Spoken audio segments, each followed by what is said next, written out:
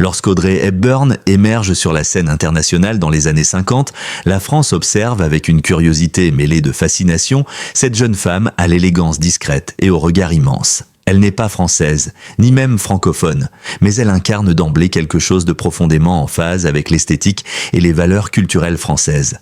La grâce sans ostentation, le raffinement sans artifice, la légèreté teintée de profondeur. Sa silhouette longiligne, son port de tête altier, son sourire réservé mais lumineux font écho à l'idéal féminin que les Parisiens, les couturiers et les cinéastes affectionnent. Ce n'est donc pas un hasard si très tôt, la presse française la hisse au rang d'icône. La révélation au public hexagonal se fait notamment grâce au film Vacances romaines, Roman Holiday 1953, dans lequel elle incarne une princesse en quête de liberté, fuyant ses obligations diplomatiques pour vivre l'espace de quelques heures comme une jeune femme ordinaire à Rome. Ce rôle lui vaut un Oscar, mais aussi un accueil triomphal dans les salles françaises. Le personnage de la princesse Anne touche les spectateurs par sa fraîcheur, sa spontanéité et cette douceur mêlée de détermination qui deviendra la marque de fabrique d'Audrey. Dans un pays où l'on aime les actrices de caractère comme Arletty ou Michelle Morgan, Audrey apporte une forme de délicatesse nouvelle, presque fragile, mais jamais mièvre. La France, qui sort alors d'une période difficile de reconstruction d'après-guerre,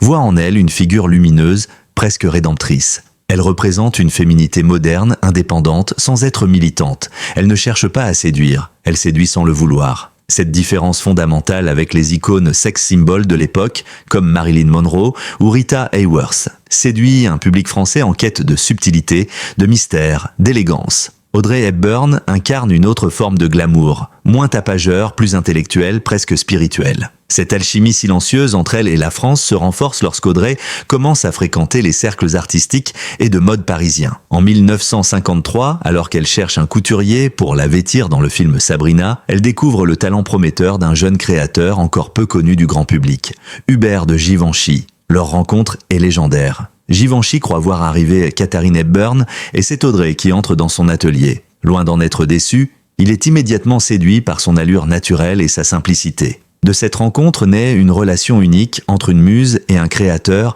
faite de respect, de tendresse et d'intuition artistique réciproque. Ce lien avec Givenchy devient un pont direct entre Audrey et la France. Grâce à lui, elle s'inscrit dans la grande tradition de la mode parisienne, tout en y apportant une modernité rafraîchissante. La petite robe noire devient son uniforme, les lignes épurées de ses tenues contrastent avec l'exubérance des silhouettes américaines et chaque apparition publique d'Audrey dans une robe Givenchy provoque l'émerveillement dans la presse française. Elle n'est plus seulement une actrice, elle devient une icône de style, une Parisienne rêvée, bien qu'elle ne soit ni née ni résidente de la capitale. Les magazines comme Elle, Marie-Claire ou Paris Match lui consacrent des couvertures. Les éditorialistes s'extasient sur son goût infaillible, sa beauté atypique et surtout son intelligence stylistique. Audrey Hepburn ne suit pas la mode, elle la devance. Elle n'est pas esclave des tendances, elle les inspire. Et dans une France fière de son patrimoine esthétique, cela suffit pour faire d'elle une icône nationale par adoption. Mais ce qui touche particulièrement le public français, c'est son humilité. Malgré son immense célébrité, Audrey Hepburn reste discrète, modeste, toujours souriante mais jamais arrogante. Elle ne cultive pas le scandale, elle ne cherche pas la provocation. Dans un pays souvent critique à l'égard du star system hollywoodien, cette réserve fait d'elle une exception. Elle n'est pas une célébrité, elle est une dame. Et dans cette France encore marquée par les figures comme Simone Signoret ou Jeanne Moreau, Audrey offre une image complémentaire. La force tranquille, l'élégance silencieuse. Dans les années 1960, alors que la nouvelle vague explose avec Truffaut et Godard, le cinéma français, d'ordinaire frileux face aux productions américaines, continue de programmer avec passion les films d'Audrey Hepburn. Diamant sur canapé, Breakfast at Tiffany's, Charade, My Fair Lady, Comment voler $1 million, autant de films qui, bien qu'anglo-saxons, trouvent une résonance particulière auprès du public français. Parce que, derrière la comédie ou le mélodrame, il y a toujours cette constante. Audrey, lumineuse, insaisissable, irrésistible. Et puis, il y a Paris elle-même. Audrey Hepburn n'y a jamais vécu longtemps, mais elle l'a arpenté comme peu d'actrices. À travers ses tournages, ses défilés, ses amitiés artistiques, elle a tissé avec la ville un lien d'amour réciproque. Dans Drôle de frimousse, Funny Face, elle danse sur les quais de Seine, pose au Louvre, s'élance dans les escaliers de Montmartre. Ces scènes restent gravées dans la mémoire collective et contribuent à ancrer son image dans celle de la capitale. La rencontre entre Audrey Hepburn et la France ne relève donc pas du hasard, mais d'une reconnaissance mutuelle. Celle d'une actrice dont le style, les choix artistiques et l'éthique personnelle correspondent aux idéaux français de beauté, de dignité et de culture, Bien plus qu'une simple admiration d'un pays pour une star étrangère, c'est une relation de cœur, d'âme et d'esprit. Et cette connexion-là, ni le temps ni les modes ne l'ont altérée. Si l'on devait choisir une actrice étrangère pour incarner l'élégance à la française, un nom s'imposerait spontanément, Audrey Hepburn. Et pourtant, elle n'a jamais vécu à Paris. Ce paradoxe, loin de troubler l'imaginaire collectif, le renforce. Audrey, muse involontaire mais incontestable de la France, a su devenir le reflet vivant d'un certain goût français, celui qui allie légèreté, pureté des lignes et profondeur artistique. Cette incarnation trouve son point culminant dans un film emblématique. Funny Face, drôle de frimousse, 1957. Tourné en grande partie dans les rues de Paris, ce long métrage musical offre à Audrey un rôle taillé sur mesure, celui de Jo Stockton, une jeune libraire intellectuelle devenue mannequin par accident. Sous la caméra de Stanley Donen, elle devient une figure onirique, déambulant entre les colonnes du Palais Royal, la cour du Louvre, les marches de la Madeleine et les rives de la Seine. Le public français découvre alors une Audrey différente, plus stylisée, plus contemporaine, littéralement fusionnée avec le décor parisien. On ne sait plus si elle sublime la ville ou si Paris sublime Audrey. Les deux semblent danser ensemble dans une harmonie rare, mais l'enchantement ne vient pas uniquement des décors. Il réside aussi dans les costumes dessinés par Hubert de Givenchy, son fidèle allié artistique. Pour Funny Face, Givenchy crée une série de tenues à la fois audacieuses et d'une grande sobriété. Robes fourreaux, tailleurs épurés, chapeaux asymétriques. Ces créations imposent une vision moderne de la mode, où la coupe prime sur l'ornement, où le corps est magnifié sans être contraint. La presse française, friande de haute couture, voit en Audrey la meilleure ambassadrice du goût parisien, plus encore que certaines mannequins locales. La relation Hepburn-Givenchy dépasse le cadre du film. Elle devient une constante de sa carrière. Quand elle monte les marches du Festival de Cannes ou qu'elle assiste à un gala à l'Opéra Garnier, c'est toujours vêtue du couturier français. Ce choix n'est pas anodin. Il est un acte de fidélité, mais aussi une déclaration esthétique. Audrey refuse les excès hollywoodiens pour mieux incarner une idée européenne, voire spécifiquement française, de l'élégance. Dans ses interviews, elle affirme souvent « C'est à Hubert que je dois mon style. Il était mon meilleur ami et mon miroir. » Leur complicité devient légendaire. Givenchy ne dessine pas seulement pour elle. Il pense pour elle, anticipe ses mouvements, respecte sa personnalité. Chaque vêtement est une seconde peau. Grâce à cette collaboration, Audrey impose un standard de beauté inédit, qui trouve un écho particulier en France. Une beauté de l'économie, du silence, de la suggestion. Là où Hollywood mise sur le spectaculaire, elle préfère l'épure. Là où d'autres cherchent à attirer l'œil, elle invite au regard. Ce style, à la Hepburn, va vite dépasser le cercle du cinéma pour devenir un phénomène culturel. Dans les années 60, les Parisiennes se coupent les cheveux à la garçonne, s'habillent de noir, portent des ballerines et des foulards noués façon Audrey. Les vitrines du Printemps et des galeries Lafayette s'en inspirent, tout comme les grandes maisons, Dior, Balmain, Lanvin, qui adaptent leurs lignes aux nouvelles attentes du public. Elle n'est plus seulement une égérie, elle devient une norme.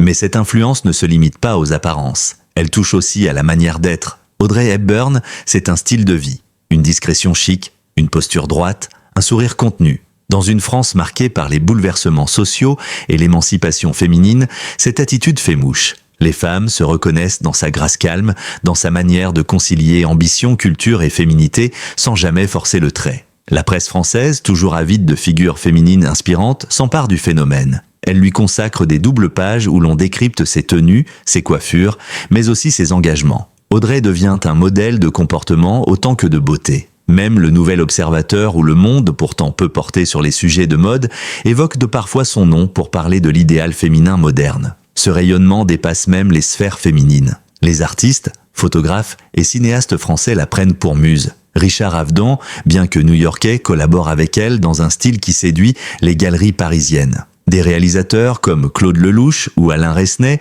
évoquant parfois son image comme symbole d'une féminité à la fois universelle et mystérieuse. Jean-Luc Godard lui-même, pourtant critique du cinéma américain, admet son admiration pour cette actrice qui incarne un silence qui parle.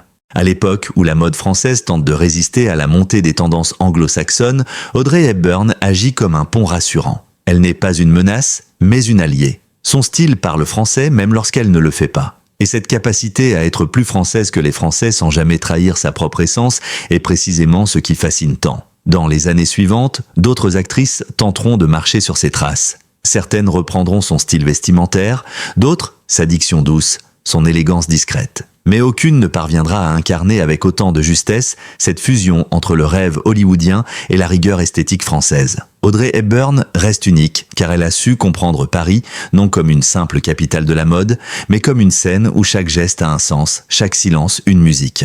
À la fin des années 1960, Audrey Hepburn commence à se retirer peu à peu du devant de la scène. Son dernier grand rôle au cinéma date de Robin and Marian en 1976, mais déjà, son aura dépasse celle d'une simple actrice. La France, qui l'avait aimée pour son style, son charme et sa grâce, va découvrir une autre facette d'Audrey, celle d'une femme engagée, profondément humaniste. Et ce nouveau chapitre de sa vie la rapproche encore davantage du public français. En 1988, Audrey devient ambassadrice de bonne volonté pour l'UNICEF, l'organisme des Nations Unies chargé de la protection des enfants dans le monde.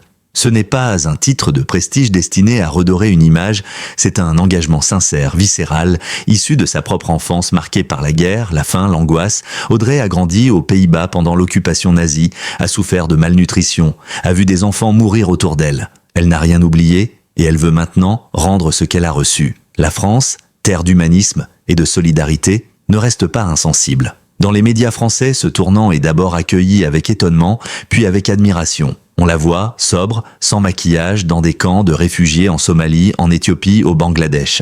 Les journaux comme Le Monde, Libération, La Croix ou Télérama publient des reportages illustrés de photos saisissantes. Audrey tenant un enfant dans ses bras, assise à même le sol d'un hôpital de fortune, distribuant des vivres. Ce n'est plus la muse de Givenchy, c'est une femme debout au milieu du chaos. Loin des clichés, Audrey ne cherche pas à briller dans l'action humanitaire. Elle n'élève jamais la voix, ne donne pas de leçons, elle observe, écoute, témoigne. Elle utilise sa notoriété pour attirer l'attention sur les crises oubliées. En 1990, elle participe à une émission spéciale sur Antenne 2, aujourd'hui France 2, intitulée « Les enfants du monde », où elle témoigne de la misère en Afrique de l'Est.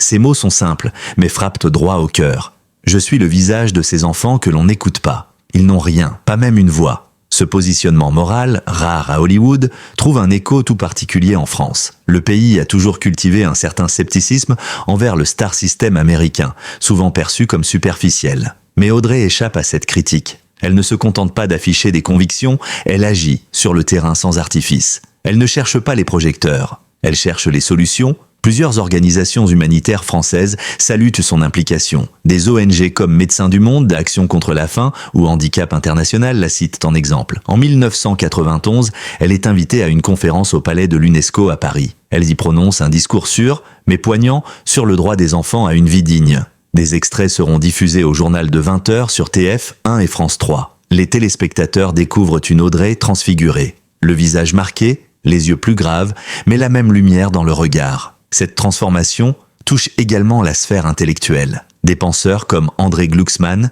Régis Debray ou Edgar Morin évoquent dans leurs chroniques le double visage d'Audrey Hepburn, celui de l'éternelle muse et celui de la militante silencieuse. Certains y voient une incarnation de ce que la France appelle la beauté morale.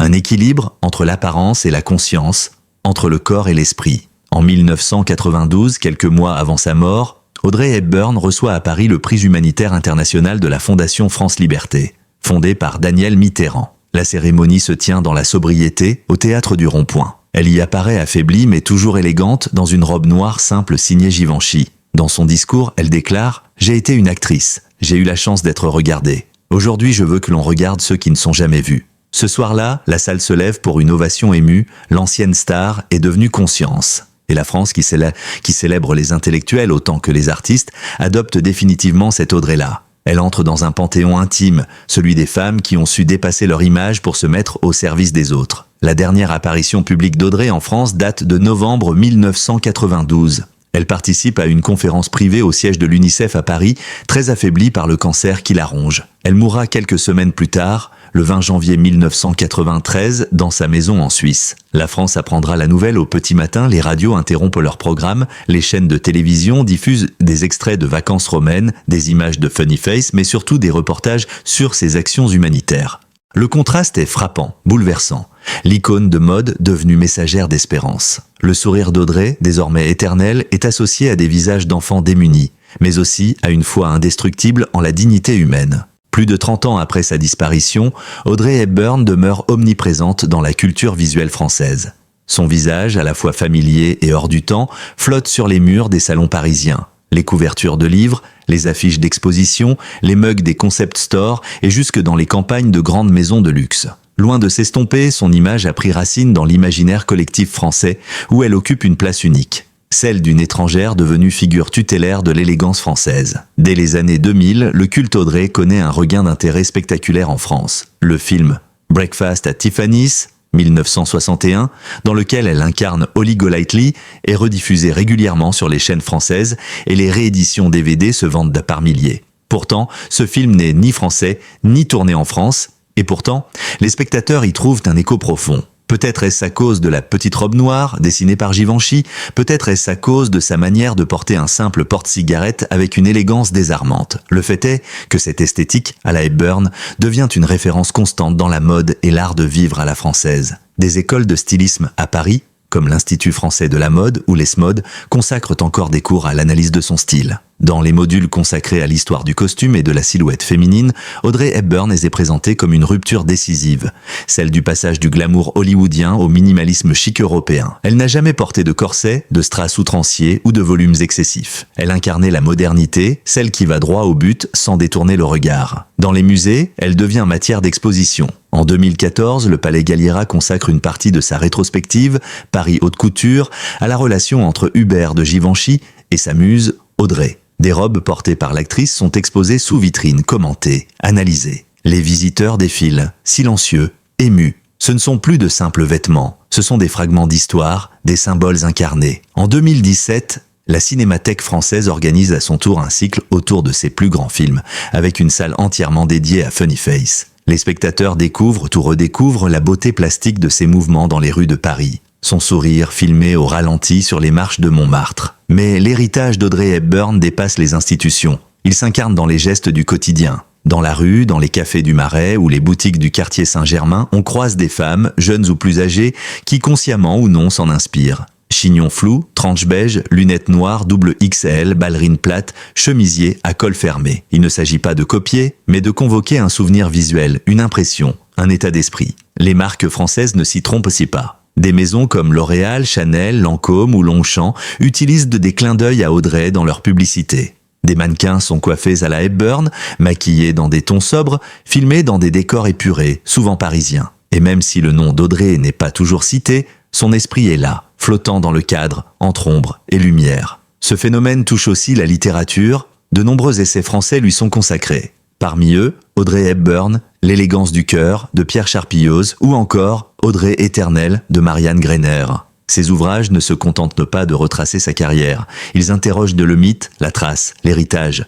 Comment expliquer qu'une actrice si discrète soit devenue une figure si puissante ? Comment comprendre cette alchimie entre une femme britannique et une sensibilité française ? Les réponses sont multiples, mais une chose est certaine. Audrey Hepburn fascine autant par ce qu'elle montre que par ce qu'elle retient. Les jeunes générations, pourtant née bien après sa mort, la redécouvrent avec un regard neuf. Sur Instagram, son visage est omniprésent dans les comptes de mode, d'art, de lifestyle. Des influenceuses françaises comme Jeanne Damas ou Sabina Sokol citent Audrey comme une référence majeure. Des hashtags comme Only Audrey Style ou Jojo Hepburn Vibes accompagnent des milliers de publications. Le vintage revient à la mode et avec lui le goût de la simplicité raffinée qu'elle portait si bien. Ce rayonnement trouve également un prolongement dans l'éducation artistique. Dans les écoles d'art et de photographie, les étudiants français étudient les portraits d'Audrey réalisés par Richard Avedon ou Cecil Beaton comme on étudie des toiles classiques. On parle de cadrage, de lumière, mais aussi d'attitude. Car Audrey n'était pas un modèle passif. Elle dialoguait avec l'objectif, elle racontait une histoire avec ses yeux,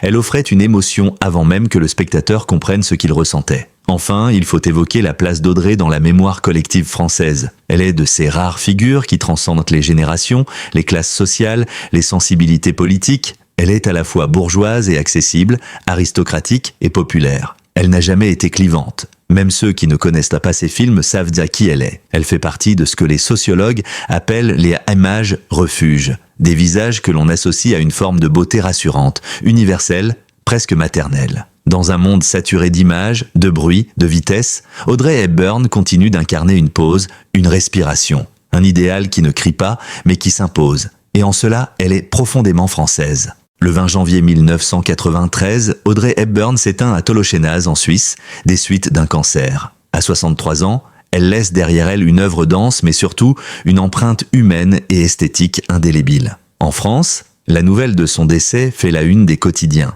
Le Figaro titre sobrement « L'élégance s'en est allée », tandis que Libération publie un encadré noir, illustré d'une seule photo d'elle en noir et blanc, le regard tourné vers le vide, comme si elle devançait déjà l'absence.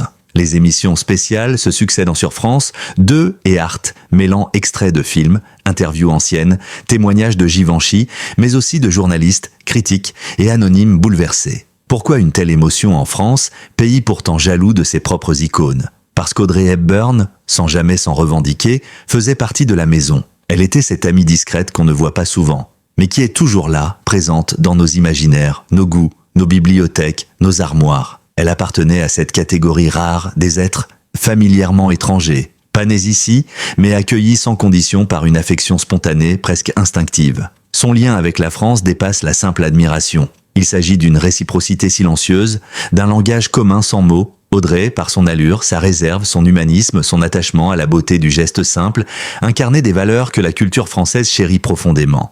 La retenue, la dignité, le goût du détail, la noblesse sans arrogance. Elle ne cherchait jamais à séduire la France, c'est peut-être précisément pour cela qu'elle l'a séduite. Aujourd'hui, alors que les images se succèdent à un rythme effréné et que les icônes se consomment comme des produits jetables, Audrey Hepburn reste une exception. Elle résiste à l'érosion du temps. Sa beauté n'est pas celle d'une époque, mais celle d'un principe. Elle incarne la classe sans vulgarité, la douceur sans faiblesse, la liberté sans revendication. En cela, elle reste une source d'inspiration pour les créateurs français de tous horizons. Dans les écoles de théâtre, elle est citée pour son jeu naturel, sa diction limpide, sa manière de jouer avec le silence. Dans les écoles de mode, elle est étudiée comme un cas d'école.